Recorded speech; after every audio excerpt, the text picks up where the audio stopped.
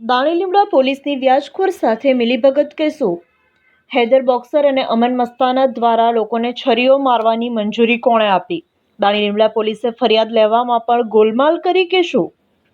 ગુજરાત રાજ્યના પ્રજાલક્ષી પોલીસ વડા અને અમદાવાદ શહેરના પ્રજાલક્ષી પોલીસ કમિશનર સાહેબ દ્વારા અનેક પોલીસ સ્ટેશન વિસ્તારમાં વ્યાજખોરો સામે એક મુહિમ ચલાવવામાં આવી હતી અને જેમાં અનેક વ્યાજખોરોને જેલના સળિયા પાછળ ધકેલવામાં આવ્યા હતા અને હાલમાં અનેક વ્યાજખોરો જેલના સળિયા પાછળ છે. બીજી તરફ અમદાવાદ શહેરમાં દાણીલીમડા અને જમાલપુર વિસ્તારમાં વ્યાજખોર હૈદર બોક્સર અને ગરીબ પરિવારોને 30% જેટલું ઊંચું વ્યાજ લઈ અનેક લોકોને પરેશાન કરી મૂક્યા છે.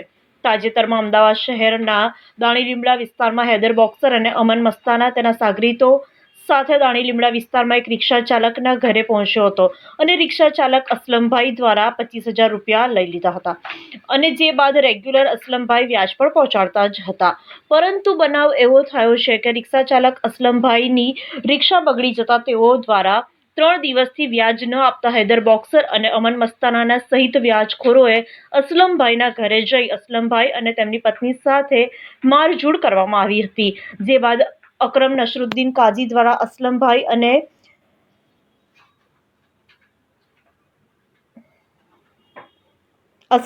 અને તેમની પત્નીને બચાવવા માટે વચ્ચે પડતા વ્યાજખોર હૈદર બોક્સર અને અમન મસ્તાના સાગરીતોએ ભેગા મળી છરીઓના ઘા મારવામાં આવ્યા હતા. જે બાદ અકરમને સારવાર માટે મણિનગર એલજી હોસ્પિટલ ખાતે લઈ જવામાં આવ્યો હતો, જ્યાં હોસ્પિટલના ડોક્ટર દ્વારા સારવાર શરૂ કરવામાં આવી હતી અને જ્યાં દાણીલીમડા પોલીસ ફરિયાદ લેવા પહોંચતા પોલીસે વ્યાજખોરો સાથે મિલીભગત કરી ફરિયાદમાં ફક્ત પગના ભાગમાં જ છરી વાગી હોવાનો ઉલ્લેખ કરી કેસને નબળો બનાવી દીધો હતો.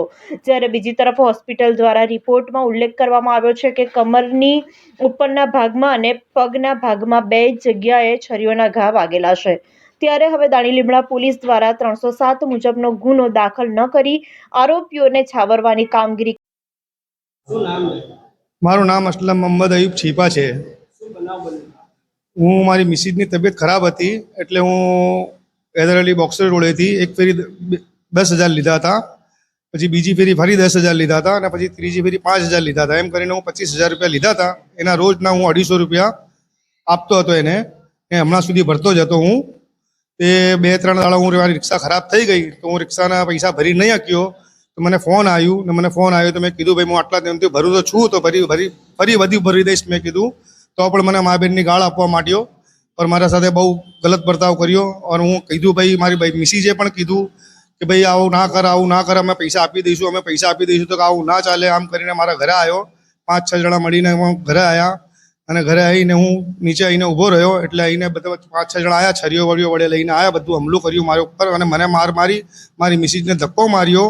અને પછી અકરમભાઈ બાજુમાં ઊભા હતા તો અકરમભાઈએ છોડાવવા માટે વચમાં આવ્યા તો અકરમભાઈને પણ છરીઓના ઘા માર્યા.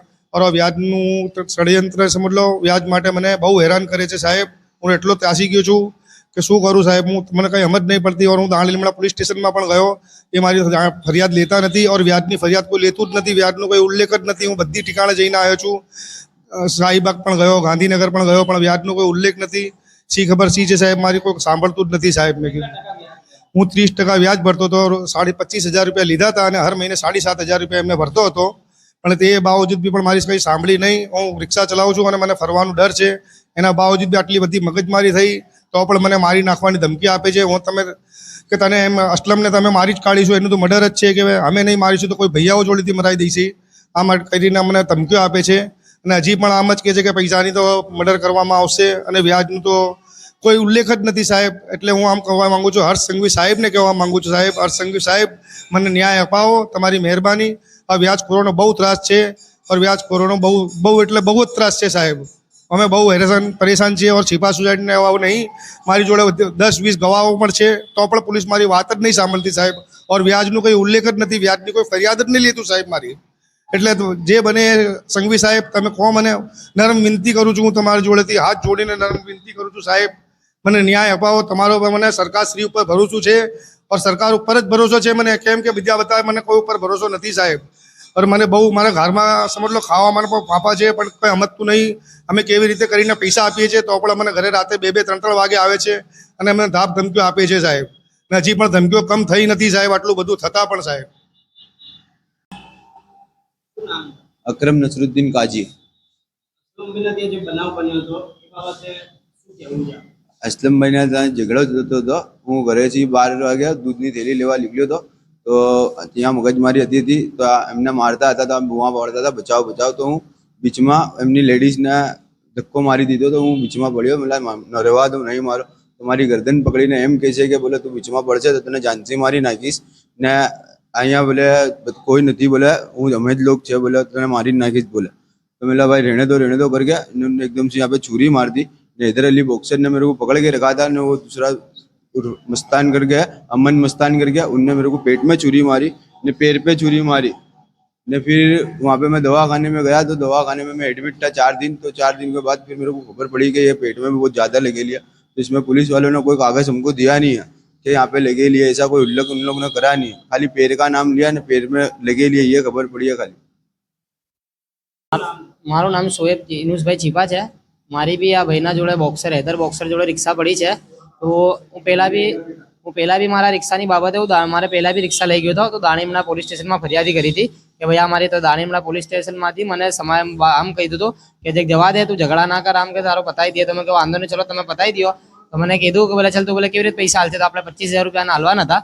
તો મેં એક્સેપ્ટ થઈ ગયો કે સાહેબ હું 25,000 હાલવા તૈયાર છું, તમે કરાવી દો. તો મને કે વાંધો નહીં. તો એને બાજુ જ મારે એવી વાત થઈ ગઈ હતી 20 તારીખને 10,000 ને 5 તારીખે 5 એની ત્રીજી વખત 5,000 રૂપિયા આપીશ આમ કરીને તારો પિક્ચર પૂરો કરી દો. બોલે તું કેસ ના કર આ લોકો ઉપર. તો હું કીધું કે ચલો તમારી જવાબદારી, હું આ કામ નહીં કરું કેસનો. મેં કે મને તમે આ કરાવી દો, હું ભરી દઈશ મારી જાતથી પૈસા. તો એના બાવજૂદ બી મારી ગાડી 20 તારીખે ભરવાના હતા પૈસા, તો એના બાવજૂદથી મારી ગાડી 8 તારીખે ઉપાડી લઈ ગયો. પછી એના બાવજૂદ બી અમને વાત કરવા ગયા મારા મામા જોડે કે આપણે ગરીબ માણસ છીએ, આપણે ઝઘડા વગડા કરવાના નહીં.